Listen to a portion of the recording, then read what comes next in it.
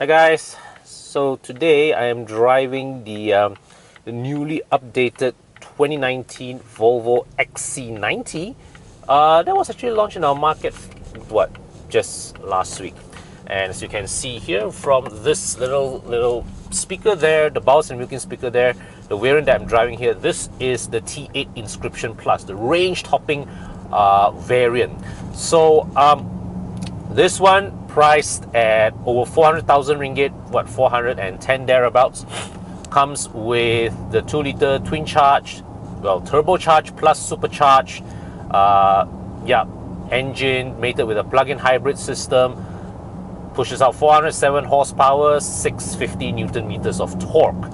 Okay, you also have the choice of a conventional powertrain, the T5 model, still priced at 370,000 ringgit thereabouts. That one comes with the same 2-liter engine but without its supercharger, and therefore it makes 254 horsepower with mechanical all-wheel drive. The T8 here has engine at the front, battery along the center tunnel, motor at the back, so it has a sort of this hybrid electric all-wheel drive setup, right? Engine powers the front wheels, motor powers the rear wheels.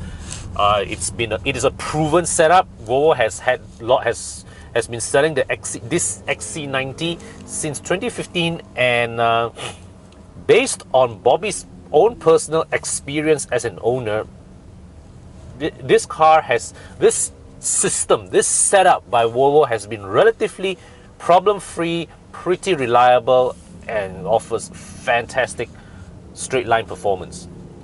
But it's also not about straight line performance, because I've sat in Bobby's car when he drove it up Genting once to attend a launch, and that thing kept cornered. This thing, despite weighing 2 tons or more, it absolutely corners. I mean, it is the handling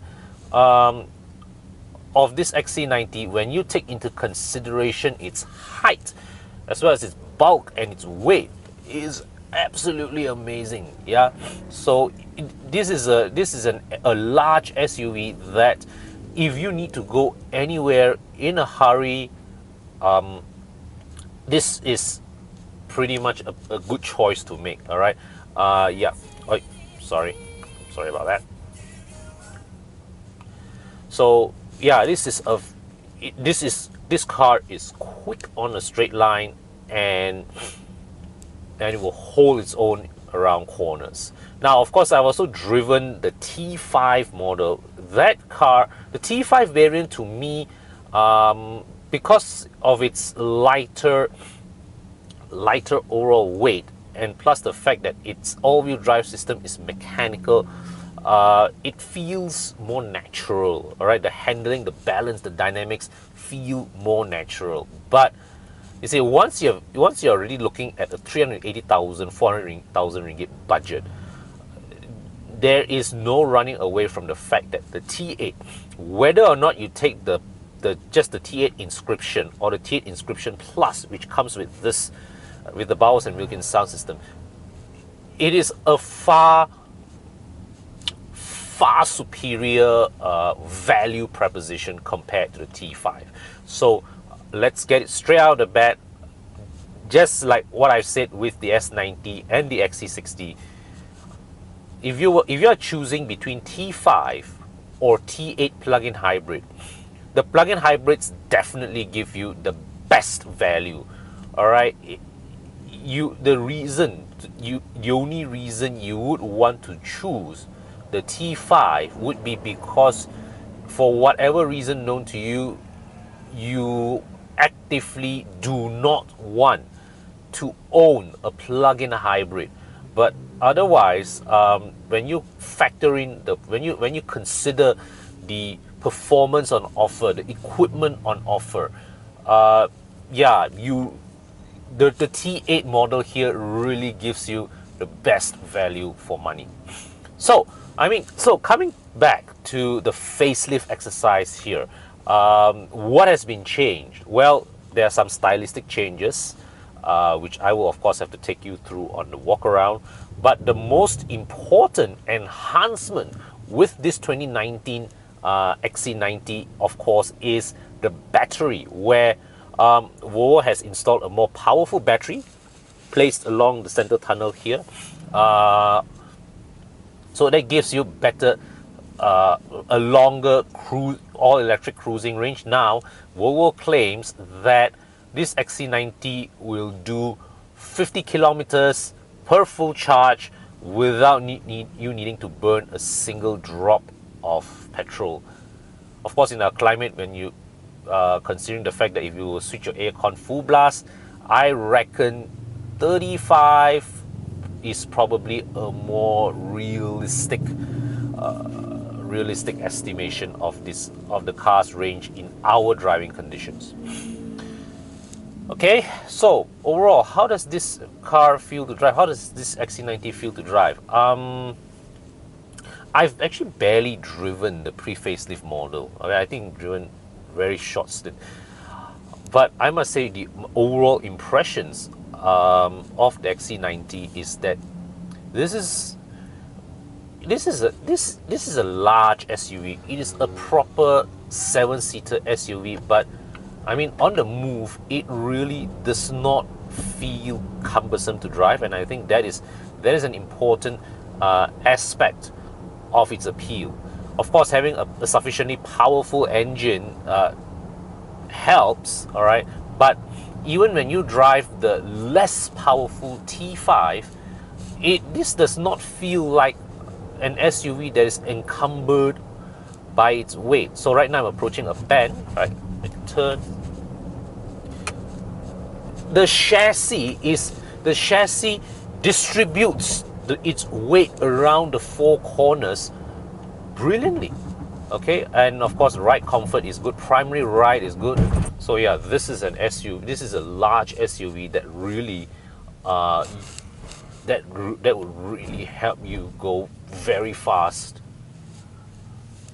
in many real world conditions. These are cars, right, that we are talking about real world fast. I mean, it's not fast in absolute terms when you compare it to proper full-blown sports cars and supercars, but when you drive it in day-to-day conditions, this thing picks up speed with little to no effort at all. And of course, now this setup, this plug-in hybrid setup with 4 years on the road and having received running changes along the way and improvements, it feels even more refined than ever before. So overall, right, I would say that, yeah, this, aside from a few, you know, minor tweaks in the equipment, maybe some software updates, nothing much has changed about this Volvo XC90. But then again, nothing much needed to be changed in the first place. The XC90, right from the start, was a was a superb product to start with.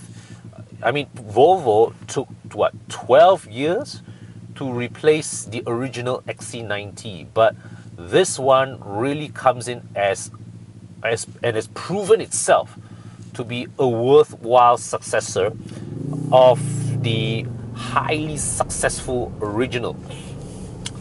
The XC90 here, remember, this really is the first Volvo to be developed from ground up under Geely's ownership. Previously, the first Volvo launched under Geely ownership was the S60, was the previous gen S60, right? But that S60 was still underpinned by a Ford platform. The XC60 was underpinned by a Ford platform. Then it was only when they launched this XC90 with the new Spark platform, with the Drive E engines, that Volvo finally launched a car that was completely completely independent of Ford. All right, so and the engineering integrity of this platform, you know, having also experienced the S90, the XC60, is beyond question. Is beyond question. I have not driven the S60 yet, but I have no doubts that that is going to turn out to be another very soundly engineered car. This XC90 here, already a very good car to start with, and you know, now made even better, right, thanks to all the running changes, little enhancements that they implemented with this facelift. And of course, in the case of this T8 model, don't even need to pay tax. Really, man, if you are shopping with a budget of 400k, there really is nothing else that comes even remotely close. All right, this is a very good product to start with. Then, given a price handicap, that makes it an absolute no-brainer. I mean, yeah, don't have to think one. If you are in this budget range, you're shopping for a family vehicle, there's nothing else. There is nothing else that matches up to the XC90's proposition.